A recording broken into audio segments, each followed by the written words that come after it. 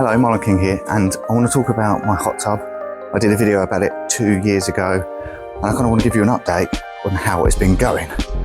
Of course, I talked about all of the chemicals and things I was using on a weekly basis, filters and stuff. Well, first year I had it up and running through summer only, so I turned it on about May, and I turned it off about October when the temperature started to drop. It was costing me roughly somewhere between £50 and £70 to run a month.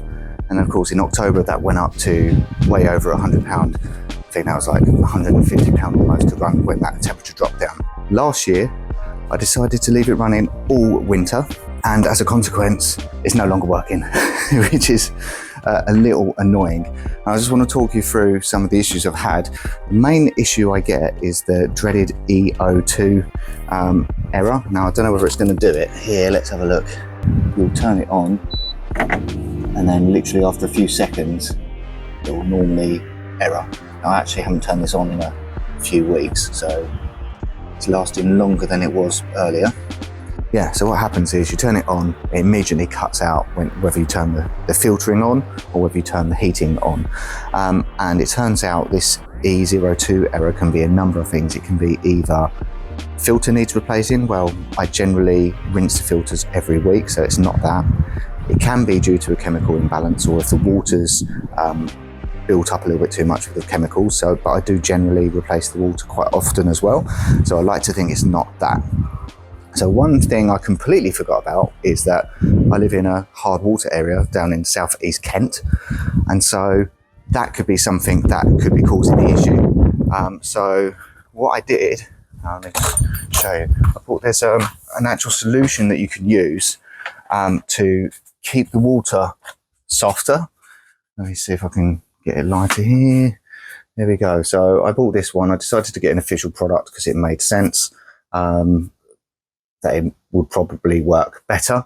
So scale and stain control, and the whole idea is you drop a little bit in once a week, and it should help keep that water soft and stop the hard water from affecting the heating elements. Of course, the issue with that is mine just wouldn't turn on, so I couldn't get that water regulating to stop that from happening. So really that solution didn't work for me.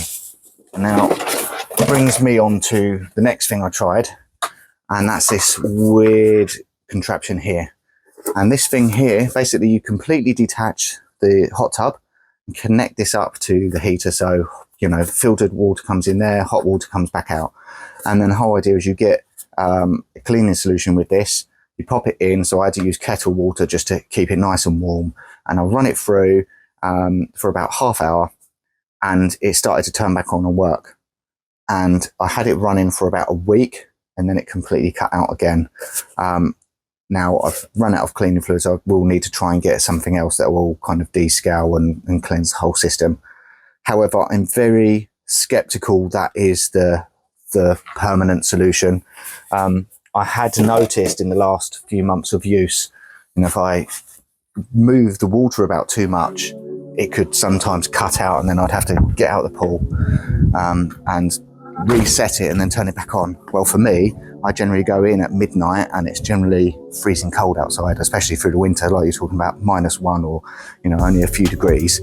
So getting out is a little bit of a pain and not an ideal situation when you just want to relax in the pool. And having done more research, it seems that a common issue is something called the flow sensor needs replacing, which is the main, this is the one that produces all the errors. If there's filters not working, that's going to stop the flow. If the heating elements not working, that could potentially stop the flow. And so that looks like the next thing.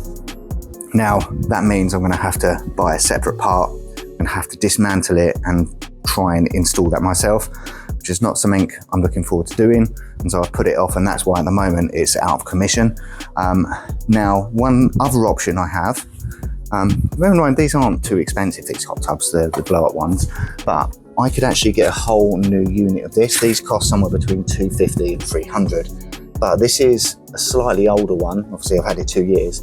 In the last year, they've introduced one that has a Wi-Fi connection, and I must admit, I'm really tempted to get it. The reason being, this unit, you do have some basic timing elements, but you can't turn it on and off in a regular interval. And if you try and even use a timer switch on your plug socket, so I've got my plug socket down here, it actually has a trip switch. So as soon as you cut that out and turn it back on, that trips. So you can't use anything automated at all for the hot tub. And so if I did get a new heating element that has the Wi-Fi control, you can literally control it like you do any of your other smart devices via the app. Turn it on when you need, turn it off when you need. And that seems like a great solution moving forward. So I might consider that in the future. But I'll be honest with you, like given I spent maybe $400 or $500 on this originally, I don't really want to spend that if I can help it. Anyway, that's my update. Hope you found that helpful if you are considering a lazy spa, just so you know that can happen. And I strongly recommend you get the hard water or the softener if you live in a hard water area in the UK. Definitely going to help perhaps save you some hassle. And also I'd probably recommend don't leave it over winter, because it was just running constantly, so it's naturally just wearing it out for no apparent reason. I worked it out. Through the winter, I was going in maybe once a week. And if you're looking at £100 a month, you know, that's £25 a session. Whereas in the summer, I would go in 3-4 times a week, and I'm paying considerable less. So just something to consider when you're getting these hot tubs, all the weird stuff that can happen. You're always going to get maintenance, and obviously they are quite a lot to maintain overall. But I've definitely enjoyed my experience with it. Oh, by the way, if you've had similar issues and you've managed to resolve it a different way, please mention in the comments below. You could save me and a lot of others some time and energy and money, perhaps. Laters, peace.